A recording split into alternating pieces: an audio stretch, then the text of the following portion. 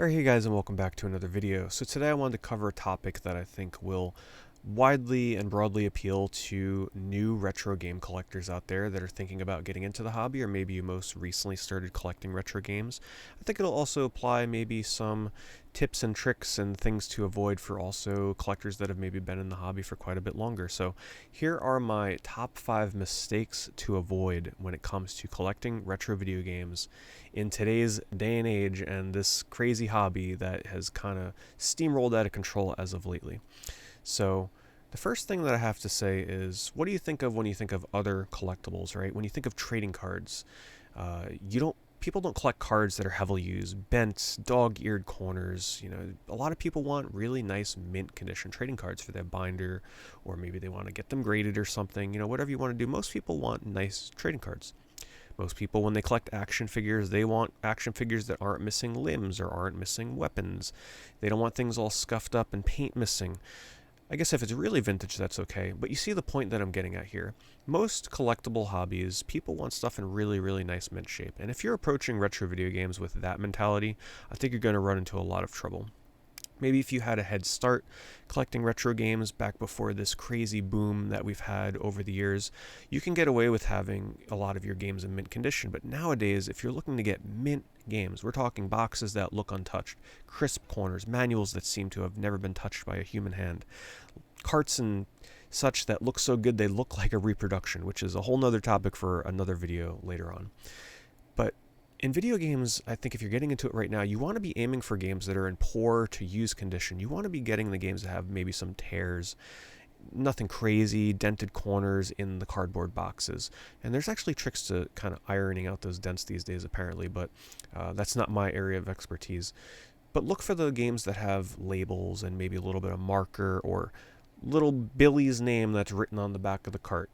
You can try and take that off, but even if you decide not to, usually those kind of things keep the price of these games down, and it'll make it a lot easier for you to collect, because if you come into this expecting your collection to look mint, put them in collector boxes, I think you're going to have a really hard time being able to just get involved in the hobby, because finding really, really nice shaped games can be a bit of a challenge these days, and when you do find them, there can be quite a bit of competition, and it can get very expensive very fast. So this is my first mistake to avoid, is just get that mint condition mentality out of your head if you're getting into this now, because it's a little unrealistic unless you have a limitless budget to work with. Next one is going to be, don't assume that price equals fun. I like to say this a lot in my streams to people, but it seems like a lot of games out there that start cheap don't really get much attention drawn to them until they become expensive. There's a lot of games that have been $10, $15, $20 for many, many years, and then suddenly one day something happens and they gain some recognition, and suddenly they're $100, and then all of a sudden people are now caring about the game and they suddenly like playing it and everything. It's kind of like a funny little side effect of a lot of people in this hobby, despite what they say, equate the price of a game to the desirability of the game. Maybe not price equals fun, but like price in a lot of people's minds equals, this is a game that I need in my collection. Now that it's expensive, I need it. It's really important that you don't collect retro games thinking this way, because a lot of these games are actually really bad. A lot of games that are pricey, let's just say that for a particular console, say on, I don't know, the PlayStation 2, a lot of games will average around the $30, $20, $30, $40 price range, but there are quite a bit of games on there that are $100+. That doesn't necessarily mean that these games are good. Same thing goes for the PlayStation 1. Just throwing out random examples, and especially for consoles like the original Game Boy, the Game Boy Color, Game Boy Advance, a lot of these games are expensive because they are rare or they're really niche. It's an odd subject or characters or license that's used or something, and a lot of times it's just the prices are for hardcore collectors, and usually not people that plan on playing these games. They plan on just eternally having them sit on a shelf. And I know not all collectors are like that. There are a lot of people, such as myself, where we desire these weird niche games and do plan to play them. But a lot of times that's not necessarily what happens with these games that get expensive. So if you're jumping in and you're kind of picking out your consoles, don't just expect the games that are highest priced to be the best games. Actually, a lot of times it's the lowest price games that end up being some of the better ones. And here's a little bonus mistake for you guys to avoid. I'm not going to make this one of my main points here, but it does kind of coincide with the previous point, and that's don't be afraid to kind of like go off the beaten path when it comes to playing less recommended games.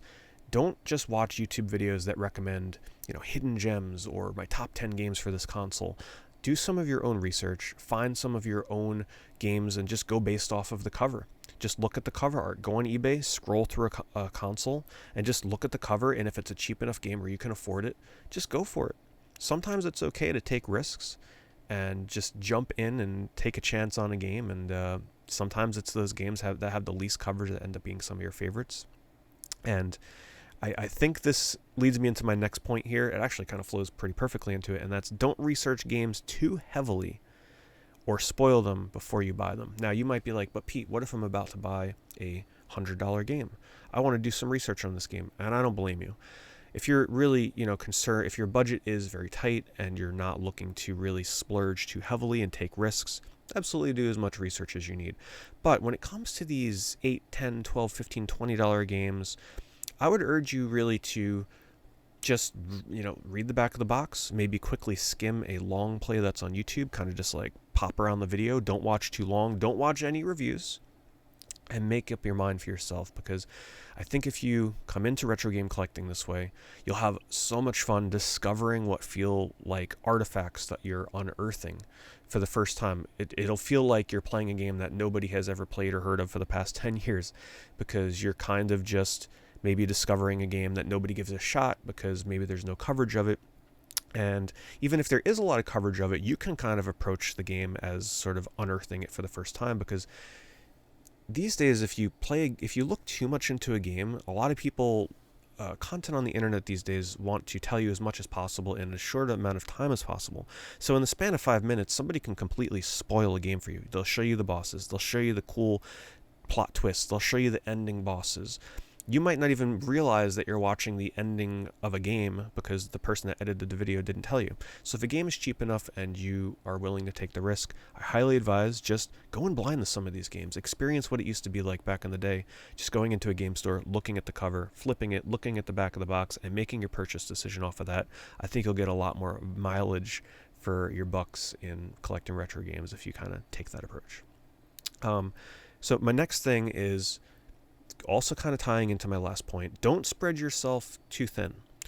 So you might go on eBay and start shopping all willy-nilly, picking up a bunch of games, but I urge you to try and stick to 1, 2, 3, just a small handful of consoles, because I think if you're brand new to the hobby and you're like, okay, I got to get my NES collection going, my Sega Genesis collection going, my PS1 collection going, my Atari collection going, I got to, oh my goodness, 360, and don't forget about the N-Gage and the Gizmondo and the Virtual Boy and the FM Towns Marty, and okay, maybe not, you're not thinking with like my mindset, but you get the point, right?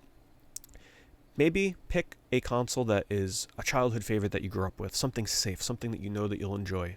Go with the NES or something, right? The PlayStation 1.